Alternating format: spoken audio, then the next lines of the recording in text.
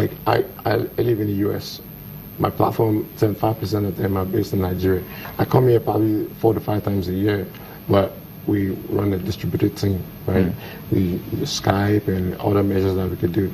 Well, what can you do where you are? And then if you don't want to completely transition to move back, there's certain things you can do where you're based to impact your community. And gradually, hopefully one day you can decide to, okay, maybe let's try this Africa thing. Because, a lot of the reasons why they want to move back are, it's well documented, no lies, education, this and that. But who's going to fix it? I coming down here, I worked in so many co-working space. I went to Cafe New, I went to Seed Space in Ikoyi. Companies functioning. I mean, we have so many young CEOs now due to technology. Zuckerberg didn't come to Nigeria for no reason. You can't come back, but Zuckerberg came to check out what's going on. And it wasn't necessarily just a friendly visit. It wasn't. So, if anything, think about that every time. You don't want to come back, but one of the youngest, richest person in the world came, was walking around the Yaba, jogged on the Lekki Link Bridge. Something's right. Something is right. So, you meet a lot of young Nigerians. What type of Nigerians do you feel will excel a lot abroad? What type of, they're watching now, so what are the qualities that you would... So, the number one thing is, first you have a goal, right? Okay, this is where I'm going. But it's the knack to get things done and critical thinking. Maybe the way we are brought up here in school, a lot of times people will provide information to you.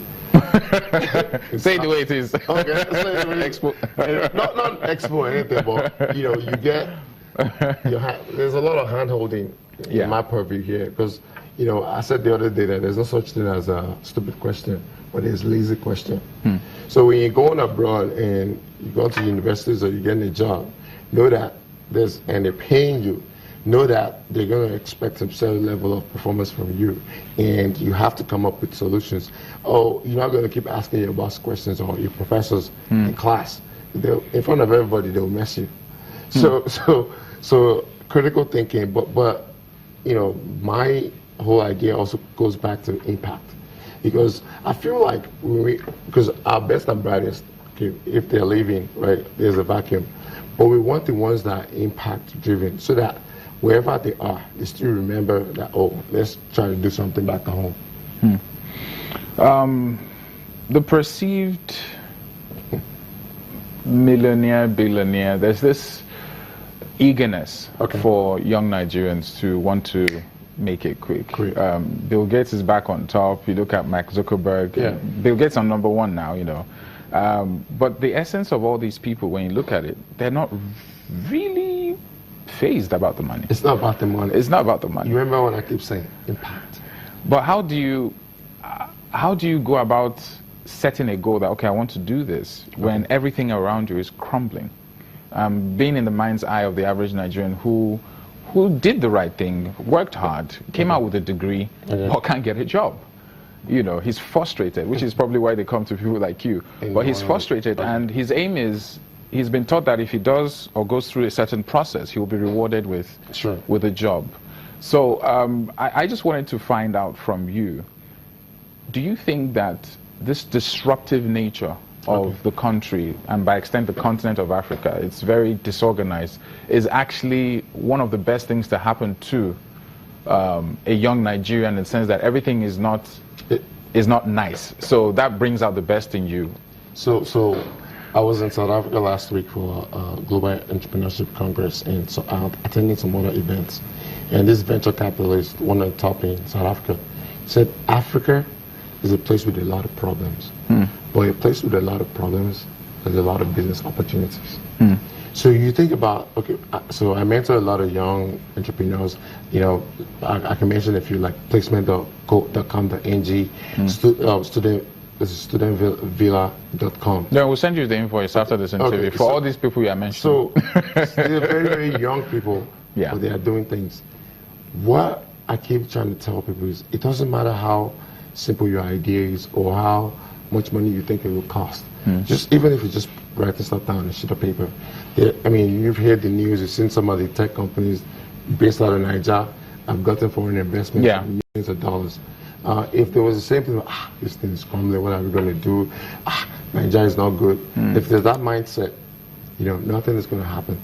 The role of technology, let's even delve into that. Most of the people that I come across, entrepreneurs, the ideas that come out are like, thank God there was a recession, almost. You almost want to thank God there was a recession in the sense that some of these ideas would not have come to life. Absolutely. Technology ideas, how effective do you think that has played in the last 10 years, for example? Okay, so in Nigeria. This is the way it is. If you get pushed to the wall, right, there's a wall behind you, get pushed, what's going to happen? Bounce back. You have to move forward. So in the last 10 years, we look at some of the technologies that's being developed. At the end of the day, young people just feel like, okay, because I like to say government, I don't criticize government, especially not publicly. You know, I didn't actually bring the government issue there. So. And I usually say they are busy. So while they are busy, what are we doing? And in the last 10 years, be it in the education sector, a lot of the edtech startups in Nigeria with e-learning and some of the things that are coming up with healthcare, with fintech, with financial technology. A lot of technologies are being developed, and that's what, I feel like in the last 10 years we've been able to do.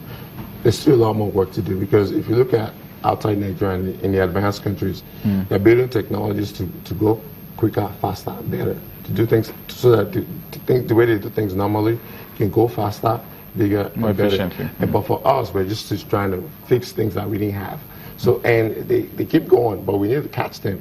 So how do we move from creating basic things to help us to all the way to go to where we now, okay, faster way and better way of doing things. Anyway, Bola, thank you very much for joining us. Need to move on very quickly. Wish you all the best, and please, you and the other Nigerians should come home. Just leave there and just come back. Well, we're working on it. Thank you very much. Thank you very much. Still Rubbin Minds this Sunday afternoon. We'll be right back after the break. We have another surprise for you. Stick around. Let's dance now, it is my turn. Just want